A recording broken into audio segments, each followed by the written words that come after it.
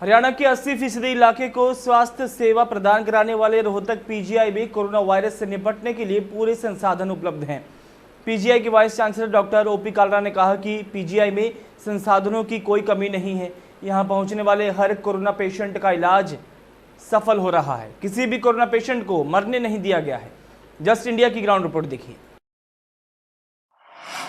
देश हरियाणा रोहतक में अचानक आई कोरोना आपदा में सबसे बड़ी जिम्मेदारी आके पड़ जाती पीजीआई रोहतक। पीजीआई रोहतक के वाइस चांसलर ओपी कालरा जी हमारे साथ हैं। हम डॉक्टर साहब से जानना चाहेंगे अचानक इस आपदा में उन्होंने किस तरह से संस्थान में पेशेंटों को सही करने का एक बीड़ा उठाया था और डॉक्टरों की जो टीम लगाई थी वो कहाँ तक कैसे सफल हुए। डॉक्टर साहब, पीजीआई बहुत पुराने समय से है, व्यवस्थाएँ वही हैं, धीरे धीरे बदलती हैं सरकार के बजट के हिसाब से। अचानक आपदा आ गई और इस आपदा में कुछ जो संसाधन आपके पास उस समय थे उसमें आपने किस तरह से पेशेंटों को राहत देने की कोशिश की? देखिए, जब ये आपदा का जब हमें पता चला कि चाइना के अंदर ये बीमारी शुरू हुई है और ये बीमारी ऐसी थी कि ये पूरे दुनिया में फैल सकती थी, उसी वक्त हरियाणा के अंदर ये मीटिंग्स की गई और हमने पहली मीटिंग अपनी रोहतक के अंदर उसी समय कर ली थी ताकि हम ये देखें कि हमारे पास क्या साधन हैं और हम उसको कैसे बढ़ा सकते हैं। और हमने इमीडिएटली अपने डॉक्टर्स की टीम को तैयार कर लिया और आईसीयू और जनरल वार्ड जो कोविड पेशेंट्स के लिए है और आइसोलेशन वार्ड, इन सब की तैयारी हमने शुरू में ही कर ली। अच्छा, आपको पता चल गया था बीमारी की गंभीरता को, चूँकि चाइना हमारे देश से बहुत कुछ आना जाना है तो चीज़ें उससे हैं, तो चूँकि यहाँ पे बेड संसाधन जो कह रहे हैं आईसीयू की बात है, जो कोरोना के पेशेंटों को जिस तरह का ट्रीटमेंट चाहिए था वो अलग से आपने किस तरह से व्यवस्थाएँ की थी? ऐसा है, ये पेशेंट्स जो है इनको आइसोलेट करके रखना होता है, तो हमने ये व्यवस्था की थी कि एक तो हमारे पास 2 डिज़ास्टर वार्ड ऑलरेडी हैं, तो उन डिज़ास्टर वार्ड्स को हमने इनिशियली पेशेंट्स जो इस बीमारी के साथ आएंगे या सस्पेक्टेड केस थे उनके लिए हमने सबसे पहले वो एरिया अलग कर दिया ताकि ये पेशेंट्स बाकी लोगों के साथ नहीं मिले। इसके अलावा एक हमारा पूरा प्राइवेट वार्ड था जिसमें हर पेशेंट को सेपरेट कमरे में विद अटैच टॉयलेट रखने की सुविधा थी। हमने वो पूरा वार्ड उनके लिए अलग से कर दिया। तो एक इंटेंसिव केयर यूनिट, एक पूरी की पूरी इंटेंसिव केयर यूनिट हमने सिर्फ कोविड के पेशेंट्स के लिए तैयार कर दी। आपके पास में और भी कॉलेज हैं जी, पूरा एक दायरा है, तो वहाँ पे क्या पेशेंटों के लिए क्या व्यवस्थाएं की थी?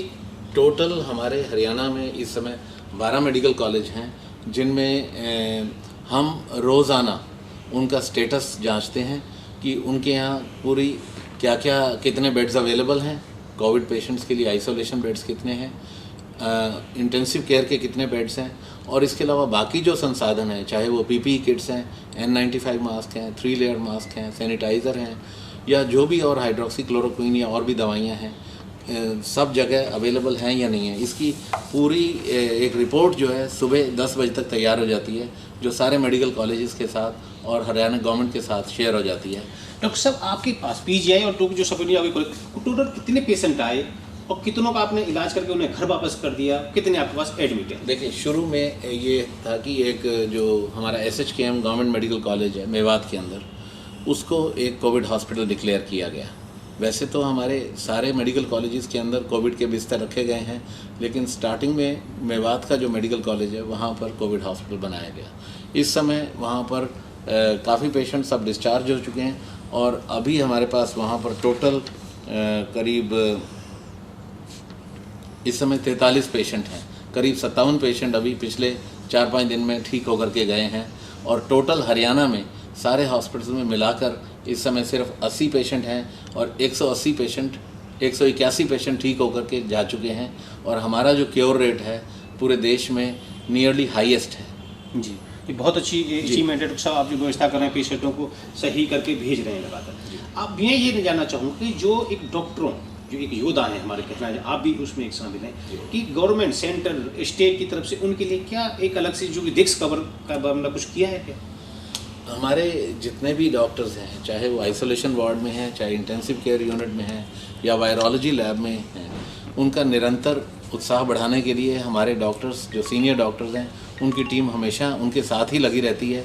इसके अलावा हरियाणा सरकार में हमारे मुख्यमंत्री जी, हमारे स्वास्थ्य मंत्री जी, उनकी तरफ से भी हमेशा उनका हौसला बढ़ाने के लिए कार्यक्रम किया जाता है कि जो भी है किसी भी संसाधन की कमी नहीं होनी चाहिए। और हमारे सरकार ने अभी ये भी डिक्लेयर किया है कि उनका इंश्योरेंस का भी कवरेज किया है, और जो भी स्टाफ हमारा इंटेंसिव केयर यूनिट में या कोविड के पेशेंट्स को आइसोलेशन में इलाज कर रहा है, तो उनका भी जो सैलरी है वो भी सरकार ने कहा है कि उनकी डबल सैलरी दी जाएगी। डॉक्टर साहब, पीजीआई में लैब की बहुत बड़ी प्रॉब्लम थी, हमारे ऐसी बातें आती थी लैबों में टेस्ट नहीं हो पाते, अब तो टेस्ट ही पे टेस्ट होते जा रहे हैं। कितने टेस्ट बढ़ गए, आपने लैब बढ़ाई है क्या? हमारे पास शुरू में सिर्फ 2 ही लैब्स थी, एक पीजीआईएमएस में थी और दूसरी बीपीएस खानपुर में थी, और दोनों लैब्स में मिलाकर हमारी टोटल टेस्टिंग कैपेसिटी 230-240 थी, और ये भी तब जब हम 24 घंटे इसको चला रहे हैं। इसके बाद हमने और भी इसमें मशीनें जोड़ी हैं, और इस समय पूरे हरियाणा के अंदर हमारे पास 5 लेबॉरेटरीज़ हैं, और 24 घंटे हमारा स्टाफ इसमें काम करता रहता है, और एक दिन में 5 या 6 शिफ्टों में काम होता है, और टोटल हमारी टेस्टिंग कैपेसिटी इस समय 1500 से भी ऊपर है। ये मतलब आप लोगों की जो टेस्टिंग जो कोरोना को लेके जो टेस्टिंग जी, होगी है, कोरोना। इसकी जो किट है और वो सारी अवेलेबल है आपके पास? जी, रियल टाइम पीसीआर के लिए जो किट्स हैं ये हमें आईसीएमआर की तरफ से मिल रही हैं, और हम इसको रेगुलरली रिप्लेनिश करते रहते हैं। अभी डॉक्टर साहब देखने में आया, दिल्ली में एक लैब की झूठी रिपोर्ट आई जी, और ये जो आपके यहाँ 2 पेशेंट अभी भर्ती हुए हैं वो भी प्राइवेट लैब से ही टेस्ट जी, करके आए हुए हैं, तो प्राइवेट के पास लोग न जाएं पीजीआई में, आप इस बारे में क्या कहना चाहेंगे? अभी हमने 3 दिन पहले चीफ सेक्रेटरी मैडम से बात की थी, और उन्हें ये कहा कि अब हमारी टेस्टिंग कैपेसिटी बहुत ज़्यादा बढ़ गई है, और हमने कहा कि अब प्राइवेट लैब्स में हमें भेजने की ज़रूरत नहीं है, क्योंकि प्राइवेट लैब्स में आमतौर पे 350-400 टेस्ट हो रहे थे। अब हमारी टेस्टिंग कैपेसिटी बढ़ गई है, और हम पूरे टेस्ट अपनी सरकारी लैब्स में ही कर सकते हैं। और इसके अलावा हम एक क्वालिटी एश्योरेंस का भी प्रोग्राम शुरू किया है कि हम सारी लेबॉरेटरीज़ के जो टेस्ट हैं उनको कुछ टेस्ट खुद करते हैं, और उनके पॉजिटिव नेगेटिव जो है वो दोनों साइड्स में डबल ब्लाइंड कंट्रोल करके ये चेक करते हैं कि कहीं पर कोई गलत रिपोर्टिंग तो नहीं हो रही, ताकि क्वालिटी एश्योरेंस जो है इस लेबॉरेटरी टेस्टिंग के लिए बहुत ज़रूरी चीज़ है। डॉक्टर साहब, 1-2 केस मेरी नॉलेज में आए कि लोग कहते हैं हम अगर पीजीआई जाते हैं तो टेस्ट की जो रिपोर्ट है वो 8 दिन बाद वेट करने के लिए कहते हैं, और प्राइवेट हल क्या दे देता है?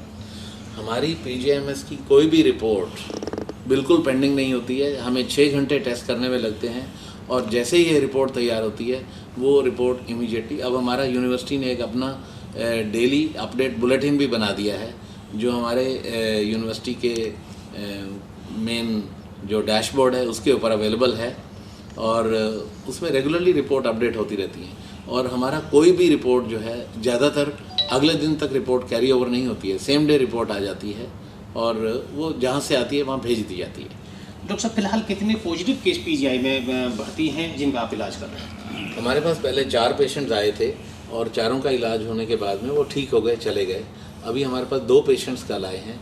एक पेशेंट है जिसको पेट का कैंसर था, पैंक्रियास का, और उसके लिए वो दिल्ली में इलाज करवाया उसने। अभी उसको पता चला कि वो पॉजिटिव केस है, उसकी वाइफ को भी पॉजिटिव है, वो दोनों हमारे पास एडमिट हैं। डॉक्टर साहब, एक कहते हैं इसका कोई इलाज नहीं है, दुनिया में इलाज नहीं हो रहा, तो आप इलाज कर कैसे रहे हैं, मतलब वो ठीक कैसे हो रहा है? थोड़ा सा जिज्ञासा हमारे को भी और दर्शकों को भी होगी कि वो जानना चाहते हैं कि इसके इलाज में आप क्या प्रक्रिया अपना रहे हैं। ऐसा है, पहली बात तो ये है कि इस बीमारी के अंदर 80% के करीब जो पेशेंट्स होते हैं वो एसिम्टोमेटिक होते हैं, उन्हें कोई भी लक्षण नहीं होते हैं। तो कई बार तो ये पेशेंट को ये बीमारी होती है और उसके बाद होने के बाद अपने आप ठीक हो जाती है और पता भी नहीं चलता है। सिर्फ अगर हम एंटीबॉडी टेस्ट करें तो ये पता चल जाएगा कि इसको रिसेंट पास्ट में ये बीमारी हुई है।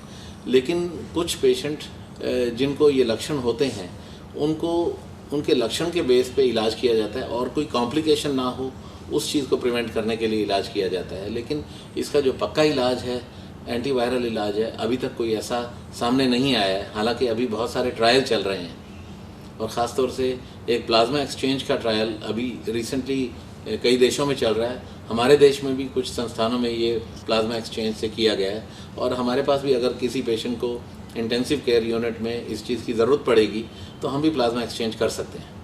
डॉक्टर साहब, चलो बात हुई इलाज नहीं है, लेकिन आप हम बता सको लोगों के लिए कि वो इस बीमारी से कैसे बचे रहें।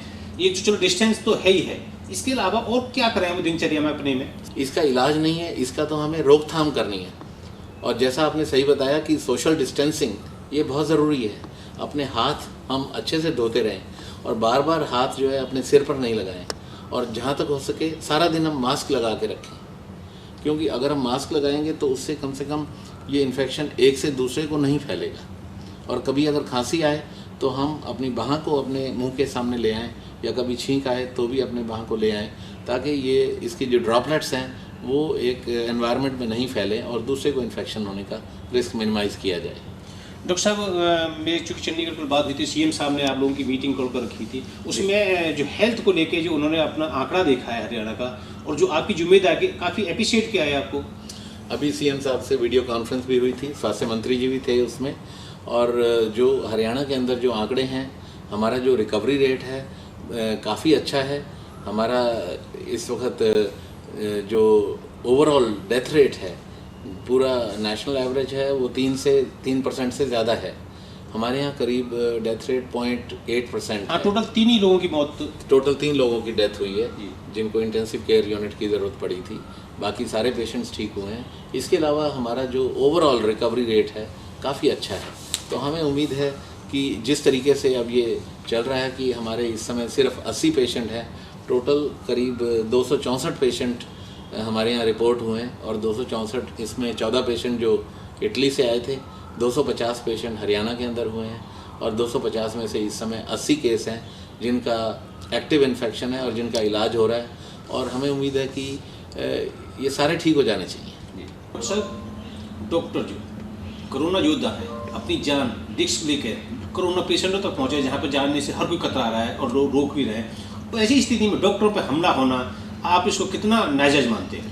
ये तो बहुत ही दुखद घटना है, और जो कि पिछले कुछ दिनों में देख रहे थे कि ये बढ़ रही हैं, कि डॉक्टर जो है अपनी जान पर खेल करके एक कोरोना के अगेंस्ट जंग लड़ रहा है, नर्सेज लड़ रही हैं, जितने भी हमारे बाकी पैरामेडिकल स्टाफ हैं, लेबॉरेटरी टेक्नीशियन हैं, वायरोलॉजी लैब में काम कर रहे हैं, पूरी अपनी जान पर खेल करके वो इस तरीके से पेशेंट्स को ठीक करने की कोशिश कर रहे हैं। लेकिन उनको ऑस्ट्रेसाइज किया जा रहा है, घरों में भी जहाँ रह रहे हैं वो प्राइवेट अकोमोडेशन में रह रहे हैं। उनके मकान मालिक यहाँ तक भी कह रहे थे कि इनको मकान से बाहर निकालो, उनको घुसने नहीं देते हैं, उनके साथ बहुत ही गलत व्यवहार किया जाता है। और अब जैसे हम देख रहे हैं कि उनके ऊपर अटैक किया जा रहा है, पत्थर फेंके जा रहे हैं, तो ये बहुत ही गलत बात है। लेकिन अभी 2 दिन पहले ही जैसे केंद्रीय सरकार ने इसके एक ऑर्डिनेंस जारी किया है, सजा का एक प्रावधान और है। हाँ, बहुत अच्छा ये स्टेप है कि इसमें मेरे ख्याल में बेल भी नहीं होगी और 5 साल तक की सज़ा का प्रावधान किया गया है। हाँ जी। और जब तक ये डिटेरेंट मेजर्स नहीं होंगे तो मुझे लगता है कि आम जनता ऐसे मुश्किल रहेगा कंट्रोल में करना। लेकिन ये एक बहुत अच्छा स्टेप लिया है जो केंद्रीय सरकार ने लिया है। बहुत बहुत धन्यवाद डॉक्टर साहब जी। तो डॉक्टर ओपी काला जी का कहना है कि हरियाणा में कोरोना वायरस को काफ़ी रोकथाम कर चुके हैं। जो पेशेंट निकल के सामने है वो उनका बहुत अच्छे से इलाज किया है और उनमें से 70% लोग घर वापस जा चुके हैं, 30% बचे उनका इलाज चल रहा है। जो मरने वालों का रेशा सिर्फ 3 है, जो कि दुनिया तो छोड़ो हिंदुस्तान के भी दूसरे स्टेटों से बेहतर पोजीशन में स्वास्थ्य लाभ हम लोगों को दे रहे हैं।